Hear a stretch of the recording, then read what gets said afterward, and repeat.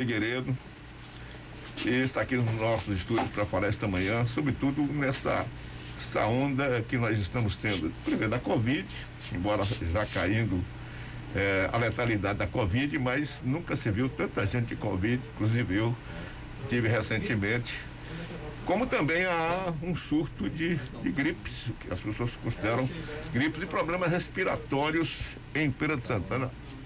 E sobretudo na nossa região aqui, que é uma região que não é quente, também não é fria, mas nesse período do ano nós temos noites frias, dias chuvosos e que causam mais problemas respiratórios. Vamos falar com o especialista, doutor Ricardo. Bom dia, doutor Ricardo. Bom dia, Adilson. Bom dia aos ouvintes da Princesa FM. É uma grande honra estar aqui com vocês. E realmente esse período do inverno, existe uma circulação muito maior de vírus respiratórios. Isso não é uma exclusividade da nossa cidade, mas em todo o Brasil. Mas o que nós vamos falar um pouco hoje é que a pandemia da Covid-19 realmente mudou a circulação de alguns vírus respiratórios que nós não tínhamos tido problemas nos últimos anos, como vírus sincicial respiratório, adenovírus. Então, além do aumento do número de casos de Covid-19, um aumento bem substancial que se agravou após os festejos juninos, nós temos realmente que nos preocuparmos, principalmente na população infantil e nas populações vulneráveis, com os idosos e as crianças, com a circulação também do vírus sincicial respiratório, do adenovírus e do rinovírus. Doutor Ricardo, como tem sido hoje o comportamento da comunidade médica em relação hoje às pessoas que deixaram de usar máscara? Nós temos aí hoje uma onda assim de coronavírus, nós aumentamos a quantidade, a estatística está aí, evidentemente com menos letalidade, mas as pessoas relaxaram o uso da máscara. Como é que hoje a comunidade médica está olhando esse momento sem máscara? Perfeito, Dilson. As máscaras, na verdade, são instrumentos históricos de barreira que servem para proteger tanto os profissionais de saúde contra as populações, contra infecções respiratórias. É como se você tivesse um filtro que é capaz de barrar vírus e bactérias, especialmente que afetam o sistema respiratório.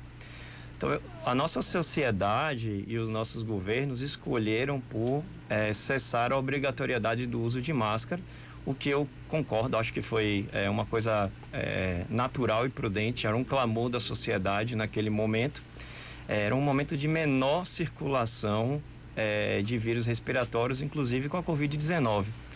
O que eu acho que cabe uma reflexão é que nós devemos aprender com o que aconteceu em nossa sociedade. Então, acho que nós tivemos um discutível benefício do uso de máscaras, né, em prevenir contágio.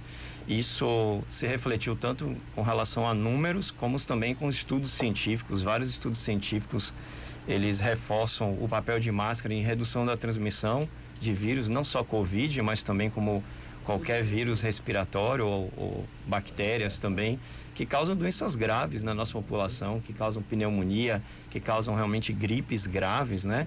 E aqui cabe salientar também que o inverno é um momento de maior circulação do vírus da influenza.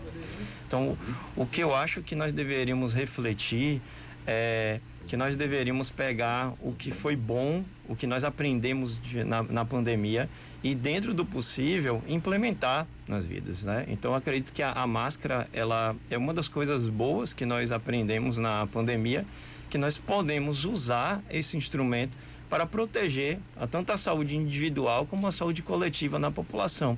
Então, tanto a sociedade como os governos, eles podem lançar mão desse instrumento de proteção quando eles julgarem adequados.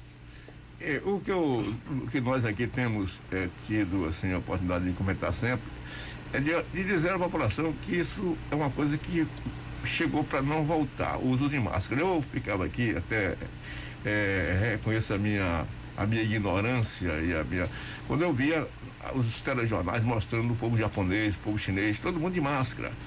Olha, que coisa feia, todo mundo de máscara, a necessidade, todo mundo está de máscara ali. Quer dizer, hoje a gente começa a entender por que os orientais sempre se prepararam, inclusive, né, lá que o coronavírus teria chegado da China. Quer dizer, isso pode se transformar também num hábito natural de todos nós, sobretudo períodos de inverno, não é verdade? Perfeito. Esta reflexão necessária, é exatamente esse o pensamento disso. É muito comum o uso de máscara, na verdade, na Ásia, por exemplo, Japão, China. Isso aconteceu por uma situação análoga, muito semelhante ao coronavírus, que foi a gripe aviária, que aconteceu há mais de 20 anos atrás. Então, depois da gripe aviária, na verdade, a comunidade asiática se acostumou com o fato de, quando frequentar locais de muita aglomeração, isso é muito comum, vocês podem ver em transportes coletivos e aeroportos, locais de muita aglomeração, e também uma questão de cidadania, de consciência, onde pessoas que têm qualquer tipo de sintoma respiratório ou suspeita, por exemplo, de alguma infecção respiratória, elas usam máscara para proteção coletiva. Isso poderia ser um dos aprendizados. Por exemplo, se você que está nos ouvindo não se incomoda com o uso de máscara e se sente seguro usando máscara, eu acho que nos momentos de maior circulação viral, isso pode ser uma coisa que pode ajudar na sua proteção individual e a sua família. Doutor Ricardo, no período mais crítico da Covid, muita gente faleceu, muita gente morreu. E disseram, morreu em quê? Morreu de Covid. Muitas vezes o indivíduo não morreu de Covid, ele morreu de consequência de Covid. Como é que o senhor poderia dar uma explicação sobre esses fatores que levam a óbito, por exemplo, das pessoas que tiveram Covid? Essa é, inclusive, uma das nossas principais linhas de pesquisa na Universidade Estadual de Feira de Santana.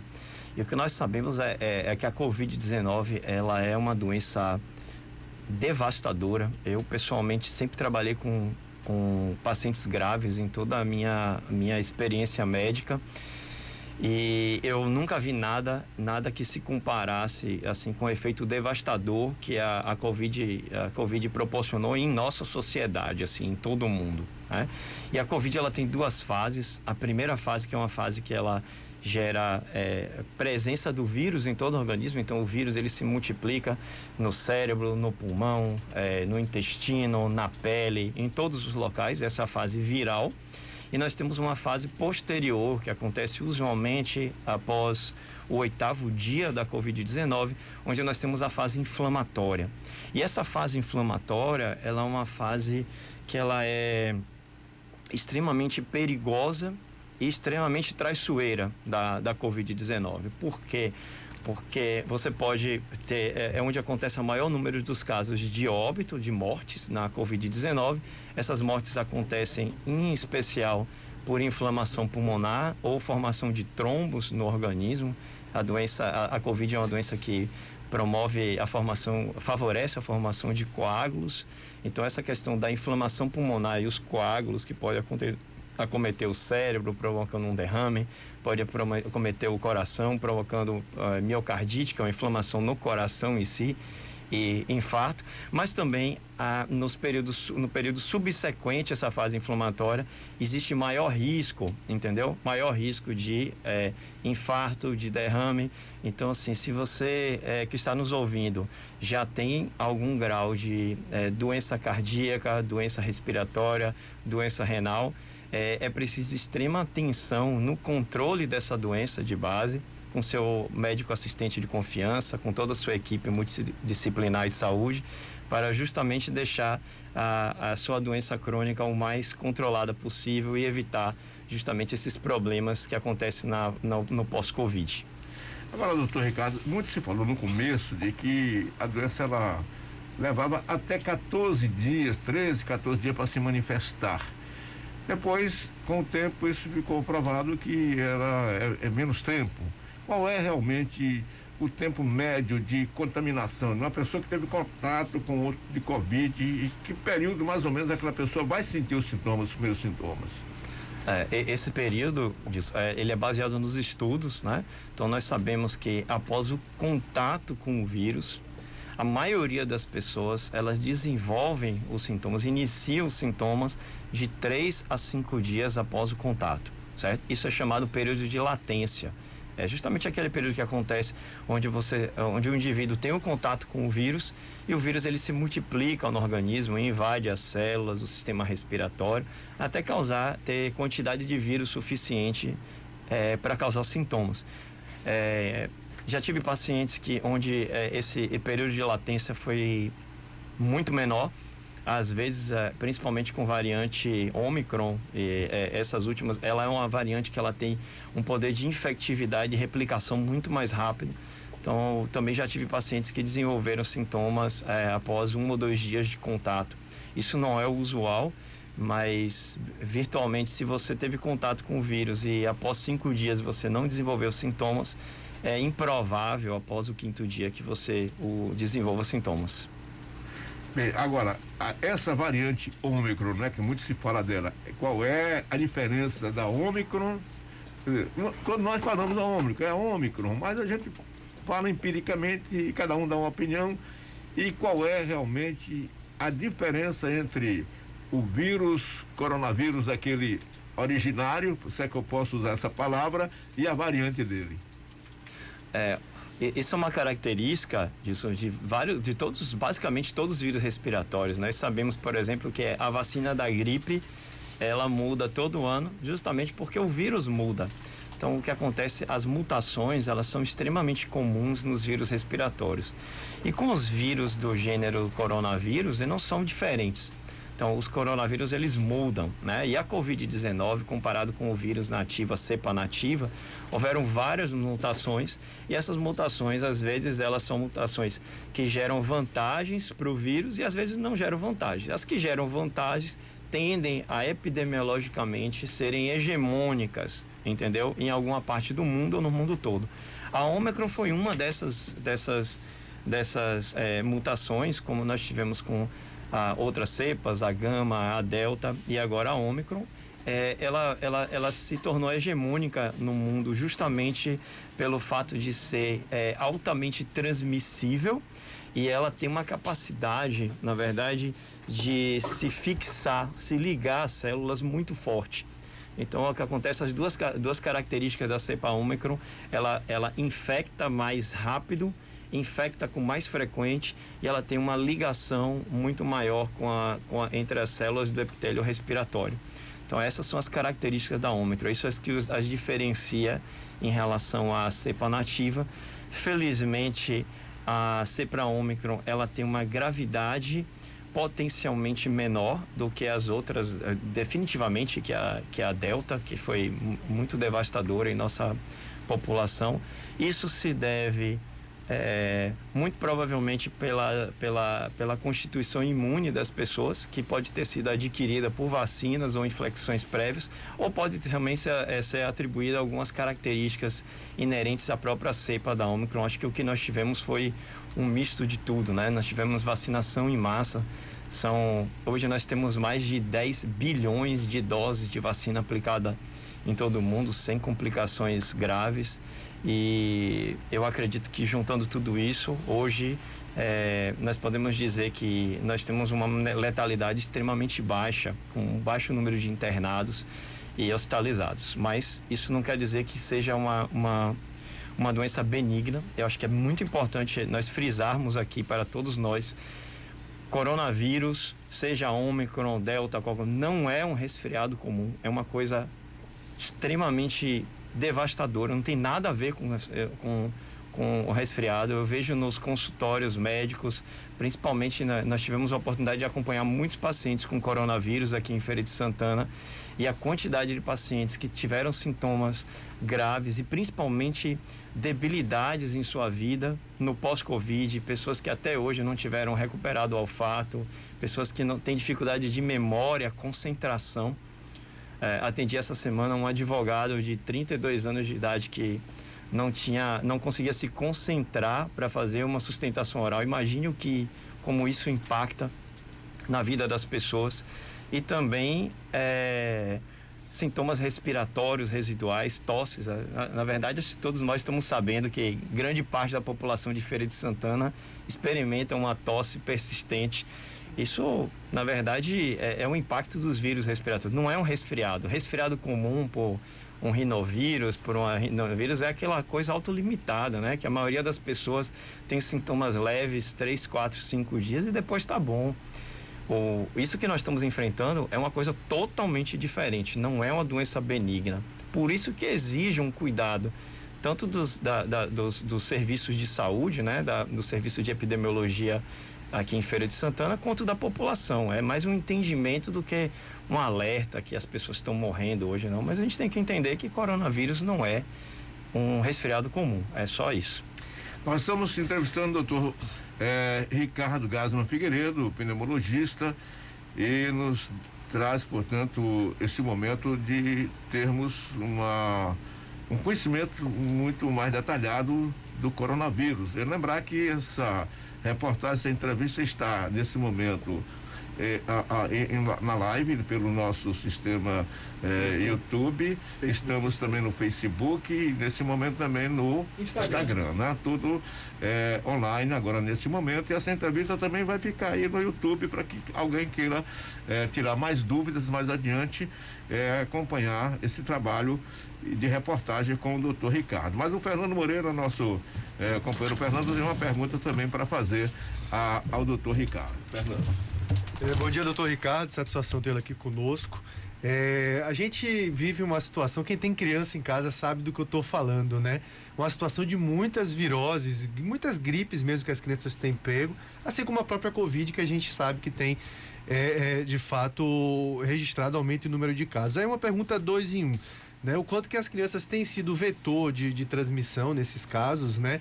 Lá em casa aconteceu muito isso, eu tenho um de 2 anos e meio, uma de 2 meses, e o cuidado com os recém-nascidos principalmente. Eu estou num tempo de escola para meu filho, porque ele recentemente pegou uma gripe, infelizmente passou para minha pequena e ela evoluiu para um bronquiolite. Graças a Deus deu tudo certo, com fisioterapia respiratória, com tudo, mas foi um momento de muita atenção.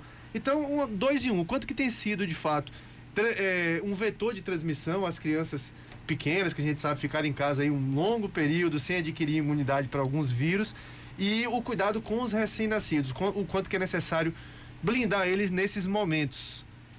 Perfeito, Fernando. Acho que você fez uma excelente pergunta, muito providencial nesse momento que nós estamos vendo. E todos nós que estão nos ouvindo, acho que nós temos a real noção quanto isso pode ser angustiante, né? Ter um recém-nascido doente em casa com infecção respiratória. Então, as crianças, elas dormem mal, ficam irritadas, não se alimentam. Então, assim, a população, principalmente abaixo de 1 ano, ela realmente é mais vulnerável. E é importante nós entendermos isso, porque os pronto-socorros pediátricos, aí sim nós tivemos aumento do número de hospitalizações por infecções respiratórias virais, em especial a bronquiolite. A bronquiolite é uma doença que pode ser causada por qualquer vírus. Classicamente, nós temos o vírus que eu citei anteriormente, que é o vírus sincicial respiratório. Eu tive 2 pacientes meus transplantados, onde nós isolamos o vírus sincicial respiratório, e causador justamente de um quadro de bronquiolite, infecção bronquiolar. Então, assim, esses vírus, eles circulam na comunidade, circulam onde tem mais aglomeração. E como eles circulam mais na população infantil, as escolas terminam sendo um meio de disseminação desses vírus. Então, qual é a minha recomendação? É que nós possamos aprender realmente com as mensagens que a pandemia da Covid-19 nos temos. Se você tem uma criança que tem sintoma respiratório, ela não deveria ir para a escola. Isso daqui não é uma recomendação minha, é uma recomendação da Sociedade Brasileira de Pediatria. Porque esses vírus, a gente precisa quebrar a cadeia de transmissão. E sem uma consciência coletiva de toda a sociedade, nós não conseguimos quebrar essa cadeia de transmissão.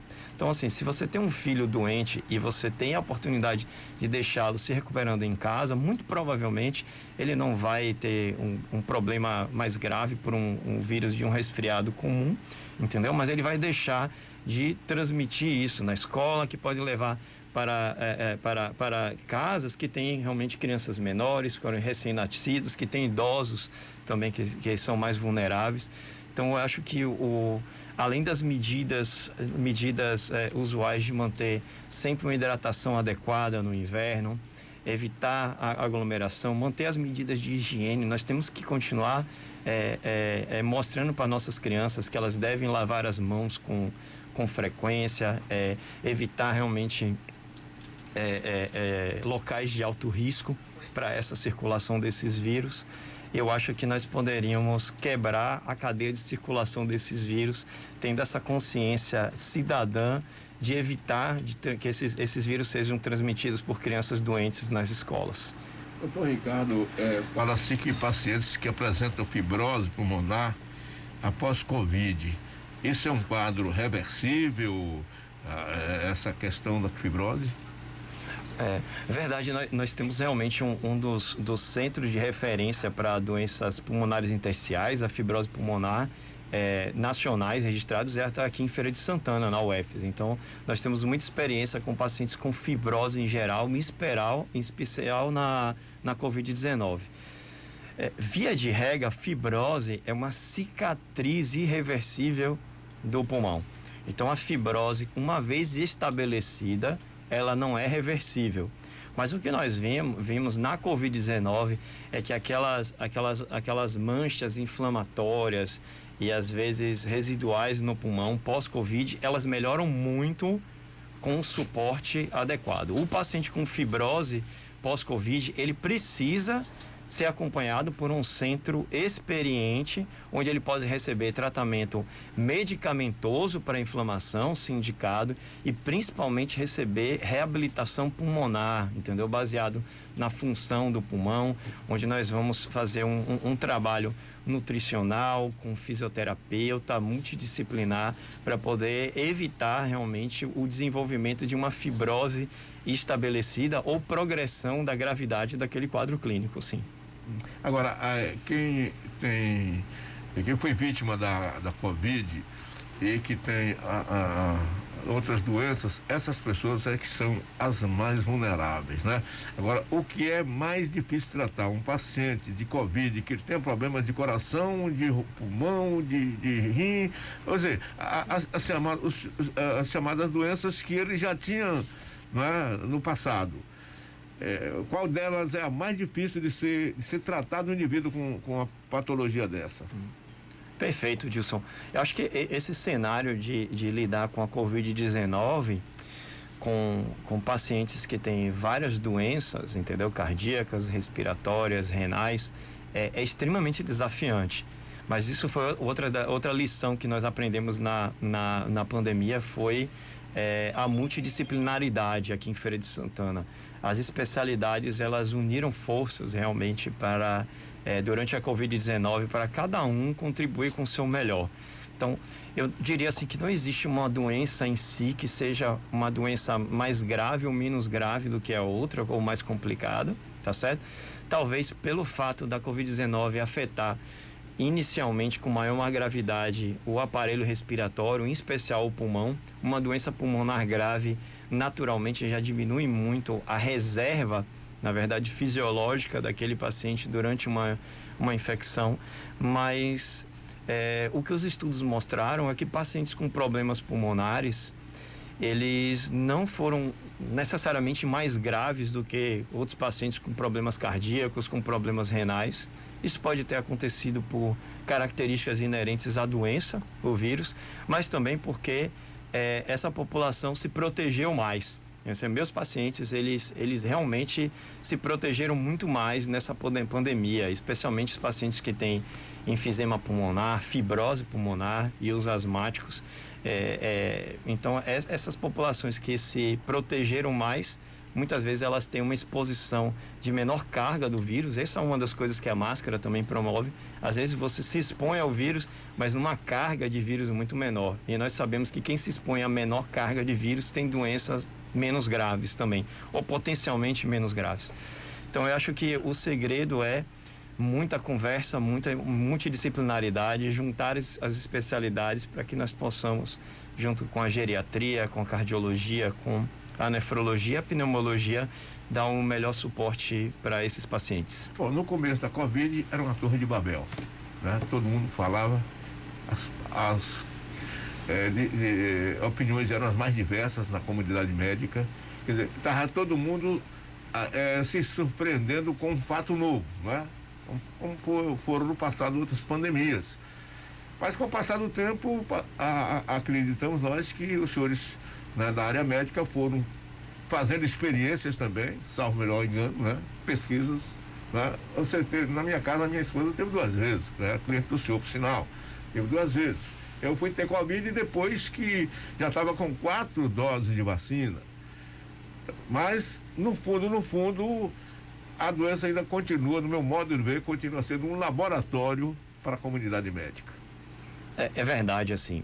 Eu acredito que no início da pandemia, como eu falei, eu nunca vi nada tão devastador para o serviço de saúde como a Covid-19. Então, imagine, nós não tínhamos informação, nós não tínhamos nenhuma estratégia médica, de enfermagem, de fisioterapia validada para essa doença. Então, o que aconteceu foi muito empirismo disso, como você mesmo falou.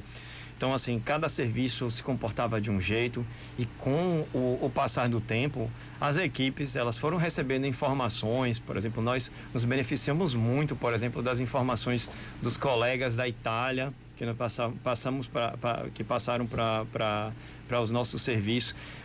A Covid também acometeu o país de maneira desigual. Então, por exemplo, os estados do Sul e do Sudeste começaram a ter muito mais casos do que na Bahia. Então, nós conversamos também com vários colegas do Sul e do Sudeste para poder proporcionar para os pacientes nossos aqui em Feira de Santana a melhor experiência possível, né?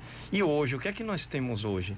Nós temos, só para vocês poderem entender, hoje em dia, Covid-19 tem tratamento específico no mundo, né? Nós temos 2 drogas antivirais aprovadas para isso. Eu tive um paciente meu que eu atendi essa semana nos Estados Unidos, ele está usando Monopiravir, que é uma droga antiviral que reduz em mais de, na verdade, 85% a chance do paciente ficar grave e ser hospitalizado. Então, assim, nós como sociedade, nós temos que, na verdade, refletir. Por que nós não temos Monopiravir aprovado no Brasil, se esse registro já foi apresentado para a nossa agência de vigilância sanitária desde janeiro desse ano?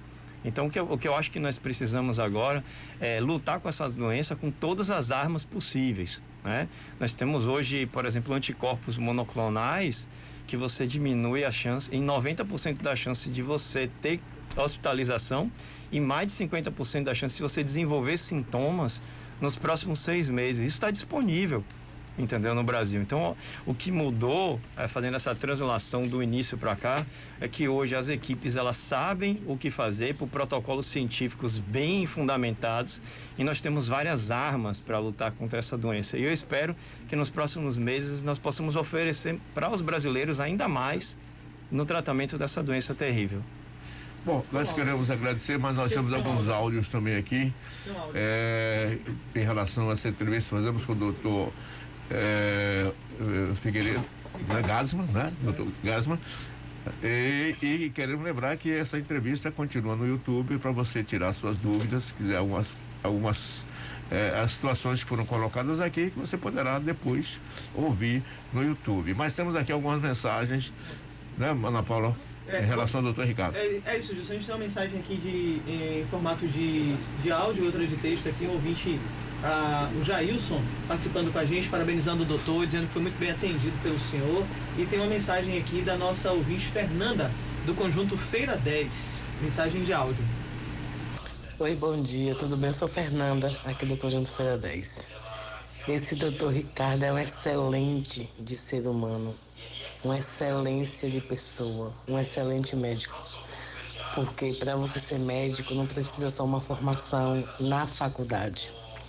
Você tem que ser, acima de tudo, um ser humano. E ele é assim, paciente, ele é assim, firme nas suas palavras, ele te passa uma confiança tremenda, super educado. Um médico, para mim, nota 1 milhão, viu? Excelente. Pois é, tá aí a manifestação dos seus... Agradeço muito, Fernanda, o carinho, a confiança. Sabe que isso significa muito para mim, assim, levantar de manhã cedo com uma mensagem dessa para mim alegra o meu ano inteiro. Muito grato mesmo. Doutor Ricardo, nós queremos agradecer o senhor pela sua presença, disponibilidade de vir aqui deixar lá o seu consultório. Nessa altura deve estar lotado, mas realmente eu confirmo o que ela diz, porque eu também sou seu paciente e a gente aprendeu muito com o senhor também, na sua forma de agir, de lidar com o paciente. Porque quando a gente chega no consultório, a gente chega sempre a pensar, qualquer médico, você vai para o médico, a saúde, né, da gente é um negócio assim complicado.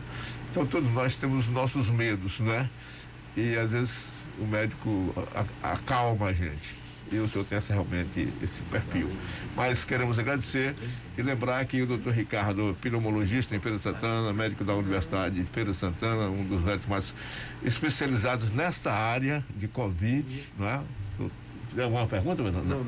Então nós queremos lhe agradecer.